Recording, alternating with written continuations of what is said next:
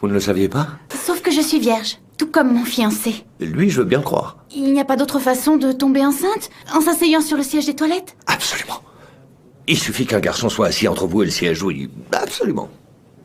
Le lendemain, Whitney arriva à l'hôpital avec son fiancé Jeff. Jeff interrogea Aos au sujet de la grossesse de Whitney. Aos lui expliqua toute la situation. Jeff afficha un visage rempli d'incrédulité. Whitney demanda avec inquiétude s'il existait une autre explication possible à cette grossesse. Il se peut aussi qu'elle vous trompe. Mais t'avais promis. Pour prouver qu'elle n'avait pas été infidèle, Whitney décida de faire un test de paternité. Les résultats furent rapidement disponibles. Aos jeta un regard au rapport, puis observa le couple, avant de leur demander de ne pas quitter la pièce. Il sortit ensuite sans donner la moindre explication. Ils ne le revirent que 6 heures plus tard. Jeff voulait connaître le résultat à tout prix. Aos lui annonça que l'enfant n'était pas le sien, mais que Whitney ne l'avait pas trompé. Jeff resta totalement sous le choc. Un œuf serait capable d'avoir 2 mutations génétiques spontanées qui n'arrivent pas spontanément ensemble.